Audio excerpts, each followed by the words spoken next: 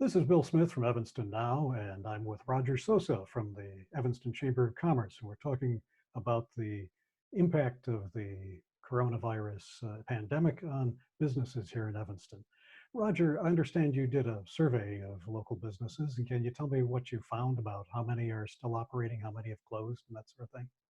Well, what we found is about 45% of the businesses that we surveyed about 130 of them, have really closed until further notice.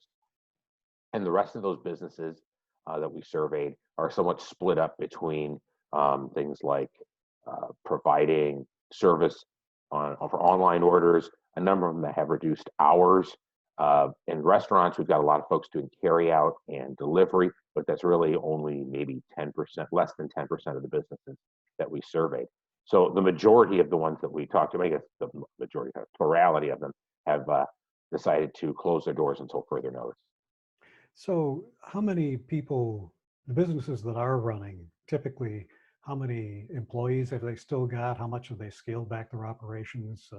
What kind of income are they seeing from the business they are managing to maintain? Well, we could kind of take a look at the gross numbers, and what we saw for the number of businesses that we surveyed, they had roughly about 1,200 employees before this whole thing started, and they laid off roughly 40% of those. So that's a pretty big drop in terms of number of employees. So we saw these businesses on average reducing their payrolls by 40%. I'm guessing for restaurants and places like that, the number of payroll reductions were higher, a little bit less, probably in more clerical office type of situations. But still, that's a pretty big number to go from 1,200 to probably like 750, 800 people. So, the survey was primarily the retail businesses and restaurants, or did you get into more of the professional and office kind of firms, or what kind of breakdown are you seeing about that? Well, we're still kind of looking at the breakdown. We have that analysis isn't complete, but we did kind of try to throw a big broad net over Evanston.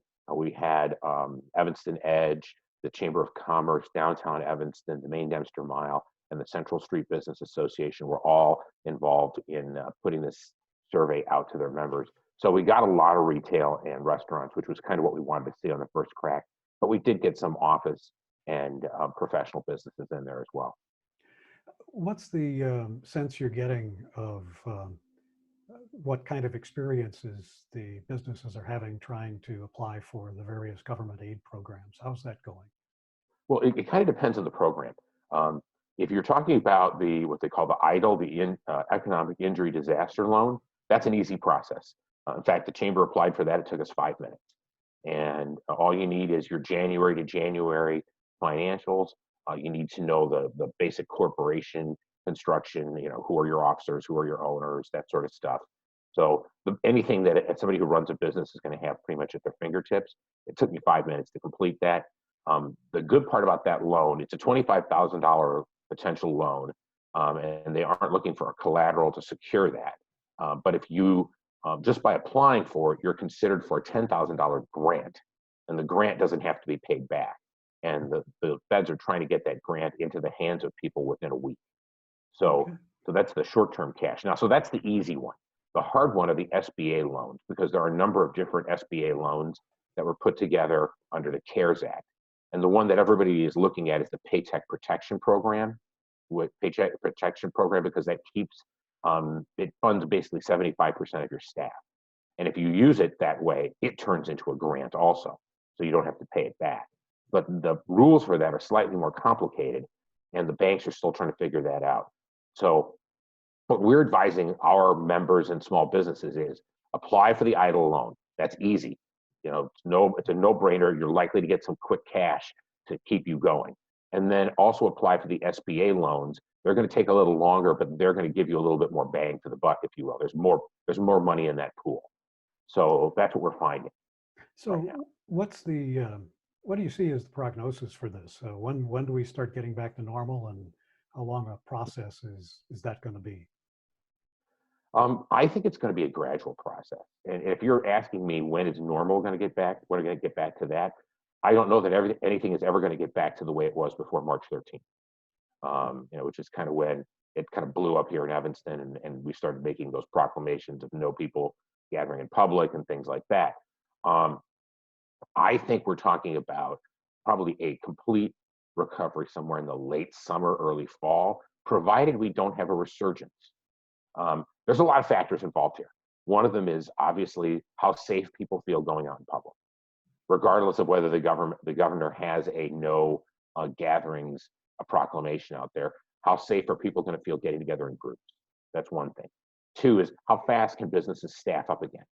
I mean, they've kind of gone to zero, and in the case of many retailers, they've lost all their income. The restaurants, as bad as it is, they still have some income because people have to eat. But things like dresses and bookshelves and books and knickknacks and those sorts of things, people say, I'll do without those completely. So those businesses have lost their income completely. And so they're going to take a little longer to staff up, even if they even come back, which we're unfortunately anticipating some level of retail attrition of businesses whose doors closed and will not open again. We're not sure how many. We don't have a sense of that. So I think that's going to take some of that.